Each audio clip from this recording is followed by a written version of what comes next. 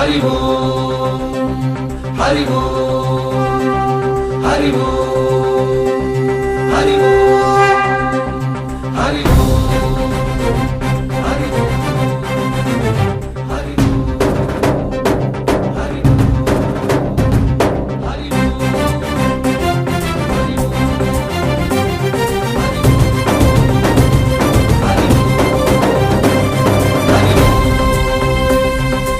ఓంకారేశ్వరి శ్రీహరి నగరి ఇదిగోరా బదరి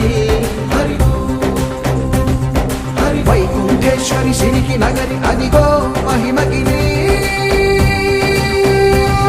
ఈ కొండపై వాకండగా ఆ విష్ణు పాదమే వెలసింది వేదాలనే విభజించిన శ్రీ వ్యాసపీఠమై విరిసింది అలకనంద జల సంగీతం శ్రీహరి నామం కృష్ణకుండ జలధారలలో హరిభక్తుల స్నానం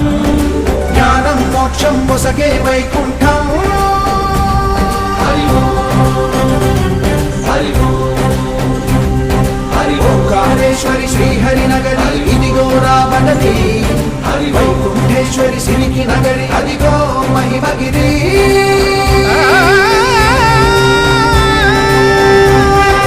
జై బోలో బద్రీనాథ్ జై బోలో జై బోలో బద్రీనాథ్ జై బోలో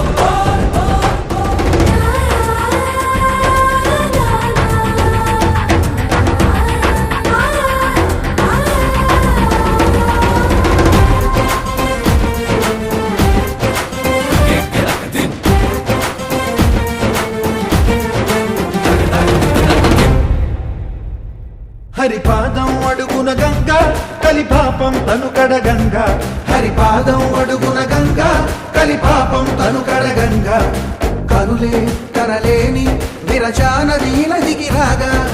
కరల కనిపించే జలధార సరస్వతి పొంగ సుడులు తిరిగి బడిగ ఉరుకులెత్తగ చెడులు కడిగి పుణ్య ఫలము నిల్వగ శృతులు కృతులు జతులు గతులు చెలరేగా ఓంకారేశ్వరి శ్రీహరి నగరి ఇదిగో రాబడది వైకుంఠేశ్వరి సిరికి నగరి అదిగో మహిమగిరి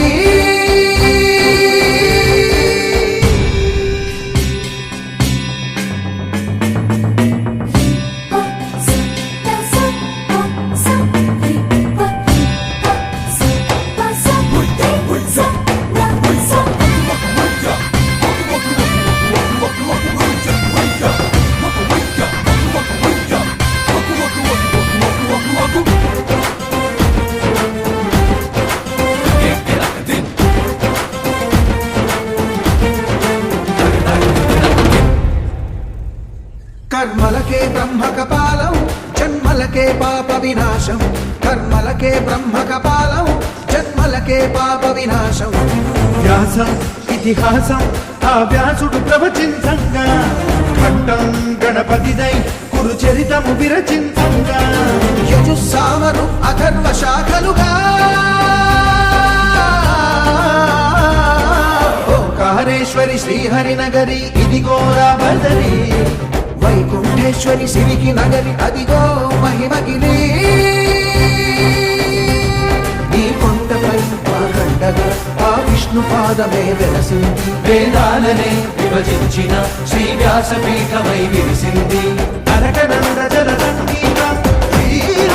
నామం కృష్ణకుండ జలధారలలో హరిభక్తుల స్నానం జ్ఞానం మోక్షం వసగే వైకుంఠం హరి ఓం హరి ఓం హరి ఓం ఓంకారేశ్వరి శ్రీహరి నగరి ఇదిగో రాబడది హరి ఓం వైకుంఠేశ్వరి సిరికి నగరి అదిగో మహిమగిరి జై బోలో బద్రీనాథ్